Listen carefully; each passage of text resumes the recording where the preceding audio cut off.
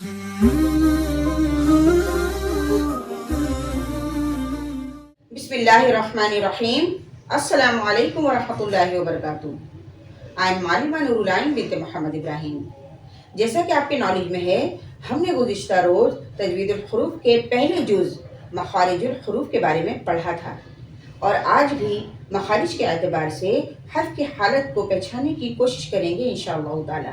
तो आइए शुरू करते हैं। अऊज़ु बिल्लाहि मिनश शैतानिर रजीम। बिस्मिल्लाहिर रहमानिर रहीम।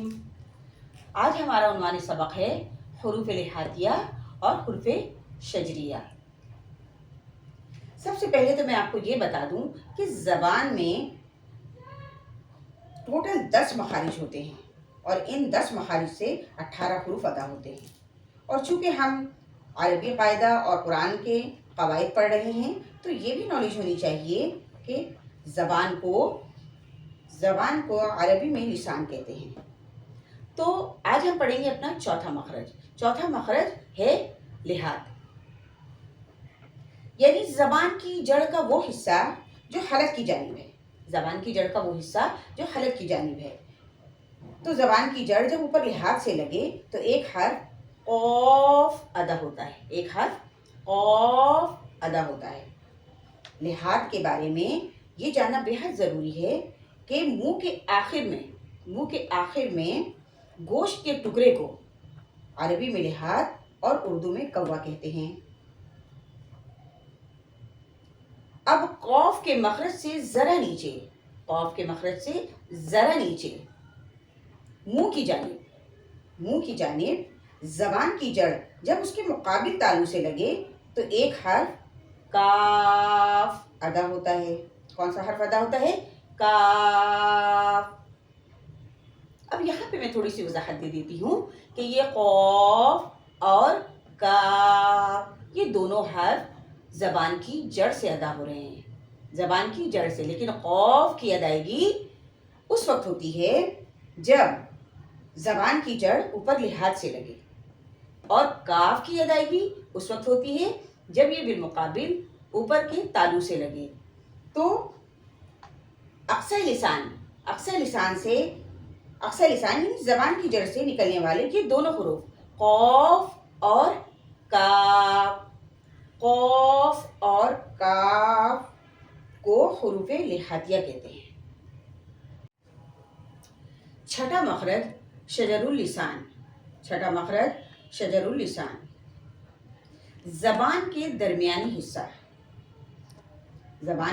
हिस्से को शजरुल लिसान कहते हैं। शजरुल लिसान यानी ज़बान का दरमियानी हिस्सा जब ऊपर तालु की तरफ उठे।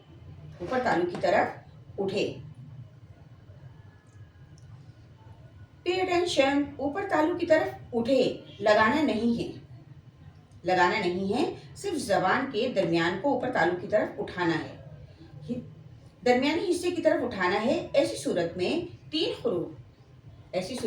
हुरूफ जीम शीन या, जीम शीन या, ये तीन हुरूफ अदा होते हैं और इन तीनों हरफों को हुरूफ शजरिया कहते हैं।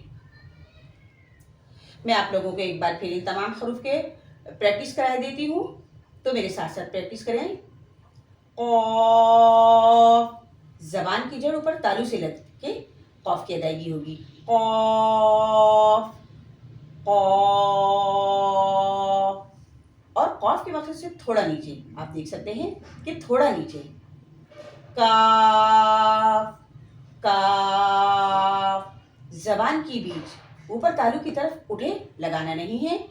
जीम, लगाने की सूरत में ये जीम हो जाएगा, जीम। तो लगाना नहीं है, ज़बान की बीच को ऊपर तालु की तरफ उठाना है।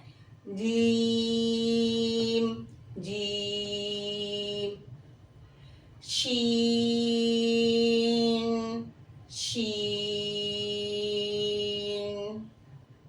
या,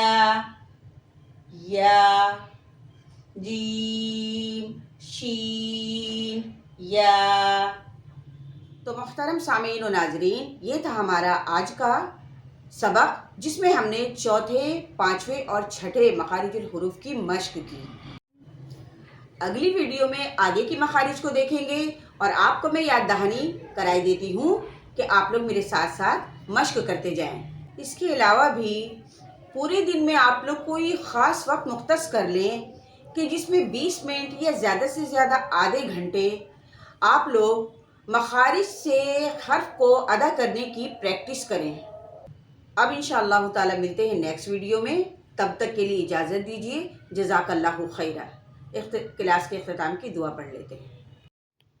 سبحانک اللہم و بحمدک، اشہد ان لا الہ الا انت، استغفرک و اتوب الیک۔ سبحان ربک رب العزت عما یصفون وسلام علی المرسلین والحمد للہ رب العالمین، وصلی اللہ تعالی علی خیر خلق اجمعین برحمتک یا ارحم الراحمین، آمین۔ جزاک اللہ خیرہ۔